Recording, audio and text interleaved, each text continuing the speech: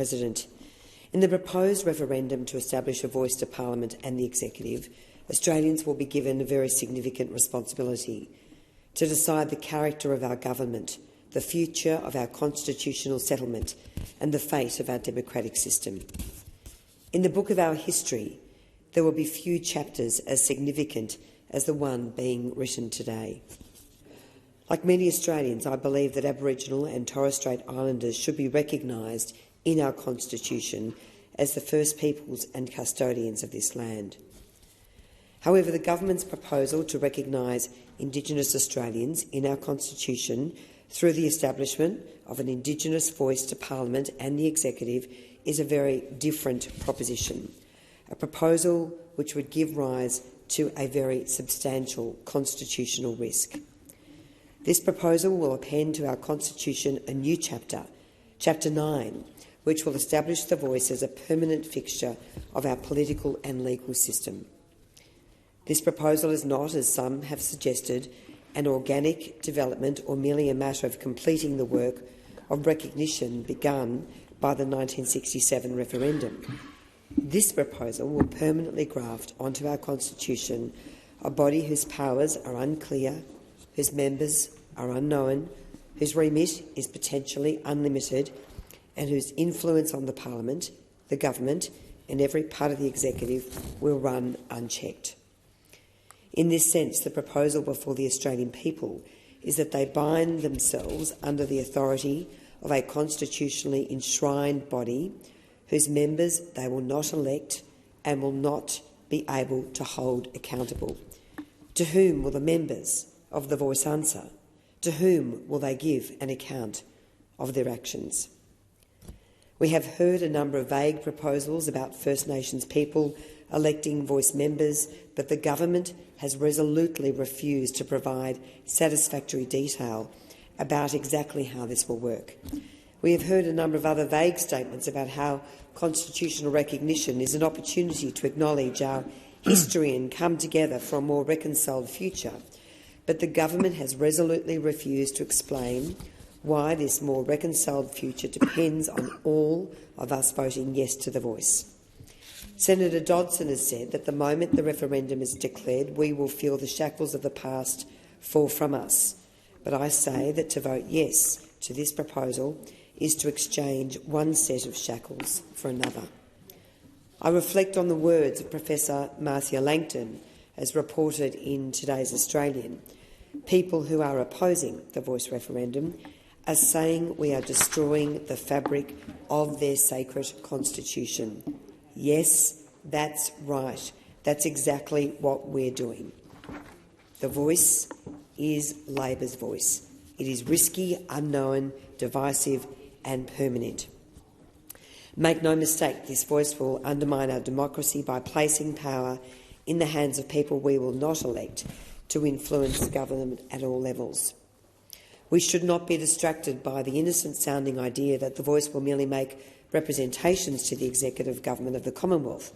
As the Prime Minister himself has said, only a brave government would defy the voice.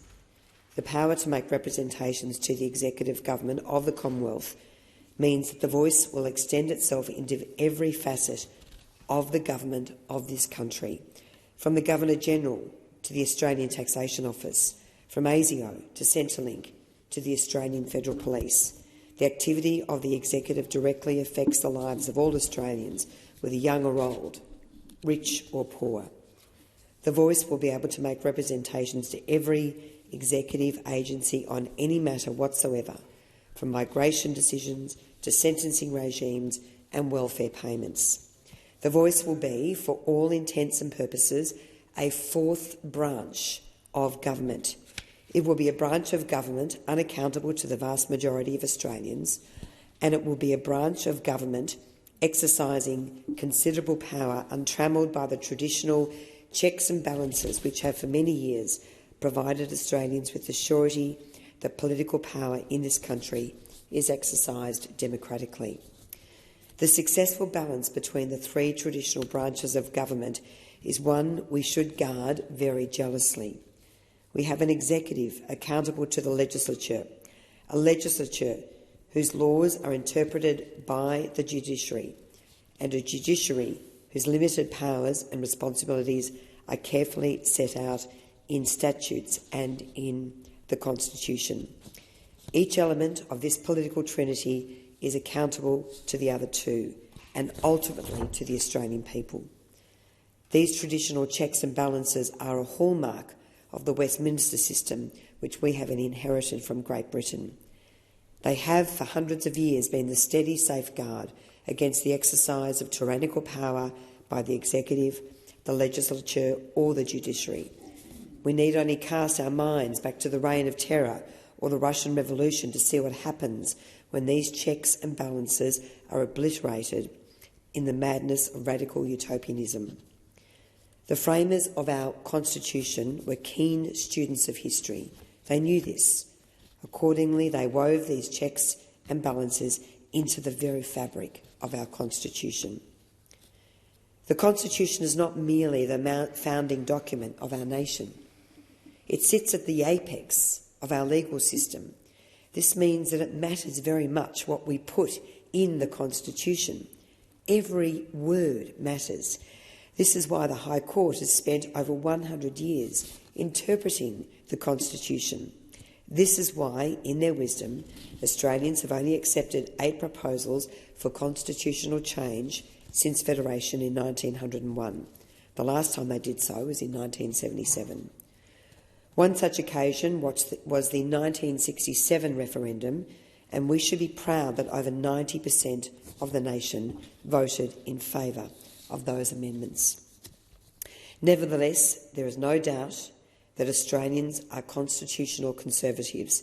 We do not like having radical constitutional amendments foisted upon us, but we are also not reactionaries. It is part of the genius of our nation that we have found a way to adapt our existing laws over time to achieve great social reforms without significantly altering the constitutional settlement upon which those reforms are built. But the government is not satisfied with this. The government wants to give some Indigenous Australians special rights which other Australians, including the vast majority of Indigenous Australians, do not have. Practically speaking, the Voice will allow a small group of Indigenous Australians to influence government decision-making to an extent unprecedented in our nation's history. Of course, the great irony is that our parliament is comprised of some incredible Indigenous voices, voices such as Senator Napiginja Price and Senator Liddle, to whom the Albanese government failed to listen over the destructive lifting of alcohol bans in the Northern Territory, until the government was shamed into action when the violence and dysfunction in a number of communities rapidly escalated. I'm also deeply concerned that throughout all of this debate, we have not heard any evidence as to how the Voice will make a difference on the ground in local communities and remote settlements where it really matters.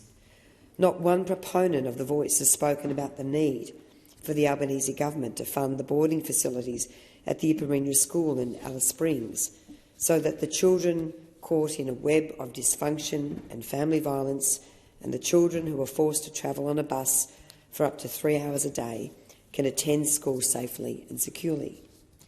Not one proponent of the Voice has spoken about the need to provide urgent medical and dental care to the children living in the town camps outside Alice Springs, children who are in need of basic care that so many Australians take for granted.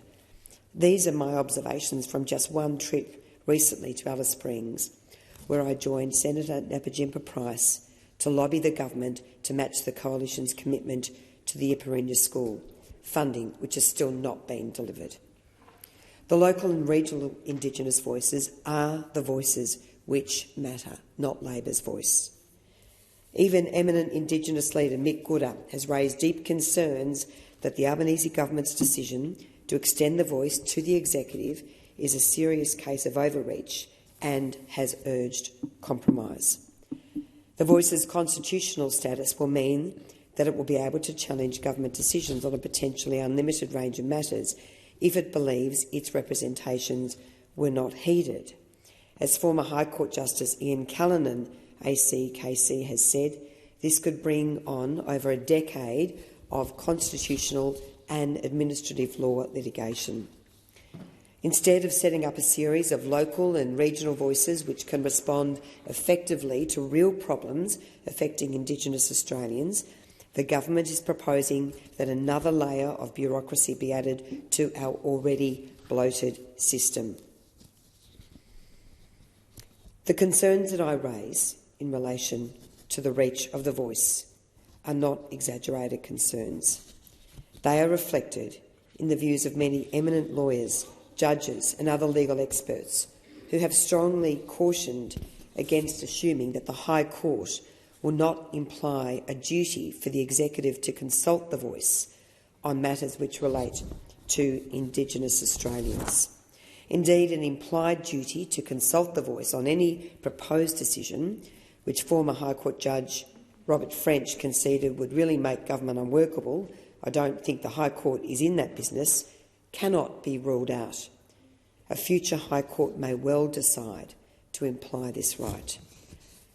Former High Court Judge Ian Callanan said it would be imprudent to underestimate the capacity of any future High Court for ingenuity or originality. It is an irony that so many of the proponents of the voice, well-intentioned and highly regarded as they are, should be echoing the language so often and infamously used by the late Sir Joe Bjelke-Petersen to reporters seeking information about government when he said, "Don't you worry about that." For such a significant moment in our constitutional history, the government's approach has been embarrassingly poor, and Australians know it. It has rushed the consideration of the voice proposal through the Parliament's Joint Select Committee in a matter of weeks. It has repeatedly refused to release all advice given to it by the Solicitor-General in relation to the voice. The Albanese government has denied the Australian people the benefit of having the voice proposal considered properly by a constitutional convention, and it has engaged in a concerted campaign of secrecy in relation to the composition, functions, powers and procedures of the voice.